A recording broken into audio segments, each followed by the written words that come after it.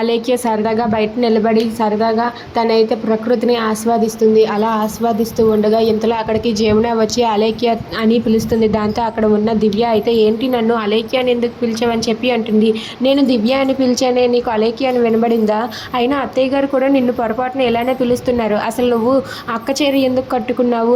అసలు నువ్వు ఎందుకు ఇలా ప్రవర్తిస్తున్నావు అంటూ జమున అలేఖ్యని నిలదీసి అడుగుతుంది. దాంతో జమున అయితే అక్కడ ఉన్న అలేఖ్య అయితే లేదు నేనేం చెప్పలేను అని చెప్పి అక్కడి నుండి వెళ్ళిపోతుంది. దాంతో జమున తనని అడ్డుకొని ఆగు, నువ్వు నా నుండి తప్పించుకొని వెళ్ళలేవు, ఇప్పుడు నేను నీకు ఒక సినిమా చూపిస్తాను రా అంటూ అలేఖ్యని తీసుకొని వెళ్తూ ఉంటుంది.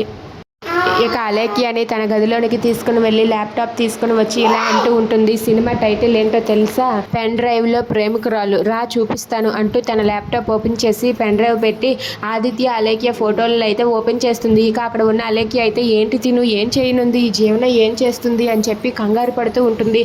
ఇక అక్కడ ఉన్న జీవన అయితే ఫోటో ఓపెన్ చేసి ఇదిగో అలేఖ్య చూడు అని చెప్పి చూపిస్తూ ఉంటుంది. అలా చూపిస్తూ ఉండగా అలేఖ్య అయితే అందులో ఉన్న ఫోటో చూసి ఒక్కసారిగా షాక్ అయిపోతుంది. ఏంటి ఆదిత్యది నాది కలిసి ఉన్న ఫోటోనా అని చెప్పి తనైతే షాక్ అయ్యి అలా చూస్తూ ఉండిపోతుంది. ఇక ఆదిత్య అలేఖ్య కలిసి ఆ సరదాగా తిరిగిన ఫోటోలు అన్నీ కూడా ఆ పెన్ డ్రైవ్లో ఉంటాయి. అది చూసి అలేఖ్య అయితే తన కళ్ళల్లో కన్నీళ్లు కారుస్తూ ఏడుస్తూ ఉంటుంది. అలా అలేఖ్య అయితే ఒక్కసారిగా షాక్ అయ్యి అలా చూస్తూ ఉండిపోతుంది. ఇక అక్కడ ఉన్న అలేఖ్య అది చూసి షాక్ అవటంతో జమున అయితే ఏంటి నీకు గతం గుర్తు వచ్చినట్టుగా ఉంది, నేను ఇప్పుడు దివ్య అని కాకుండా అలేఖ్య అని పిలవచ్చని అనుకుంటాను, ఏంటి అలేఖ్య నీకు ఇప్పటికైనా సరే గుర్తుకు వచ్చిందా? ఎందుకు అలేఖ్య నీ కళ్ళల్లో కన్నీళ్ళు వస్తున్నాయి అంటే ఖచ్చితంగా బావగారు నీకు గుర్తున్నట్టే నాకు అనిపిస్తుంది అని చెప్పి అంటుంది. అది వినగానే అలేఖ్య ఒక్కసారిగా షాక్ అయిపోతుంది.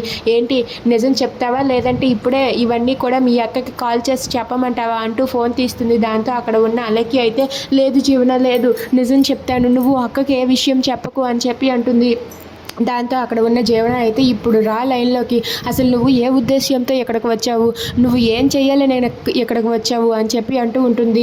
ఆ మాటలకు అలేఖ్య అయితే జరిగిందంతా కూడా చెప్తుంది. నా పేరెంట్స్ ఆదిత్యకి నన్ను దూరం చేశారు, నా పేరెంట్స్ నాకు బలవంతంగా పెళ్లి చేస్తూ ఉంటే అక్కడి నుండి తప్పించుకుని వచ్చేసాను, ఆ తర్వాత యాక్సిడెంట్ జరిగింది అని చెప్పి అంటుంది. అది వినగానే అక్కడ ఉన్న జమున అయితే ఇలా అంటూ ఉంటుంది. నీకు యాక్సిడెంట్ చేసింది ఎవరో నీకు తెలుసా అని చెప్పి అంటుంది. ఎవరు అని చెప్పి అడుగుతూ ఉంటుంది.